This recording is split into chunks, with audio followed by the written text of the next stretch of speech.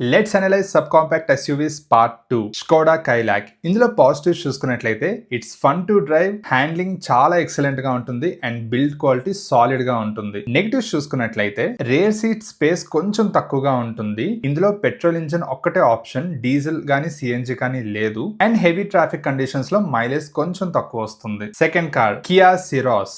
దీంట్లో పాజిటివ్స్ వచ్చేసి spacious cabin, amazing boot space, fit and finish excellent గా ఉంటుంది అండ్ ప్రీమియం ఫీచర్స్ తో వస్తుంది. ఇందులో నెగటివ్స్ చూసుకున్నట్లయితే డిజైన్ లాంగ్వేజ్ కొంచెం డిఫరెంట్ గా ఉంటుంది. చాలా మందికి డిజైన్ లాంగ్వేజ్ నచ్చలేదు. టాప్ అండ్ వేరియంట్స్ కొంచెం ఓవర్ ప్రైస్డ్ గా ఉంటాయి అండ్ హెవీ ట్రాఫిక్ కండిషన్స్ లో దీని మైలేజ్ చాలా తక్కువ వస్తుంది. మన లిస్ట్ లో third car Maruti Fronx and Toyota Taisor. దీంట్లో పాజిటివ్స్ చూసుకున్నట్లయితే good mileage, smooth turbo engine, maintenance చాలా తక్కువ and excellent resale value. Negatives చూసుకున్నట్లయితే స్లోపింగ్ రూఫ్ డిజైన్ వల్ల రేర్ సీట్ స్పేస్ అయితే కొంచెం తక్కువ ఉంటుంది. Sun roof and ventilated seats లాంటి ప్రీమియం ఫీచర్స్ అయితే మిస్ అవుతుంది. బూట్ స్పేస్ చూసుకున్నట్లయితే సెగ్మెంట్ లోనే లోయెస్ట్ బూట్ స్పేస్ ఈ టూ కార్స్ కి. మన లిస్ట్ లో last cars Nissan Magnite and Renault Kiger. ఇందులో పాజిటివ్స్ చూసుకున్నట్లయితే ఇవి చాలా value for money oriented cars.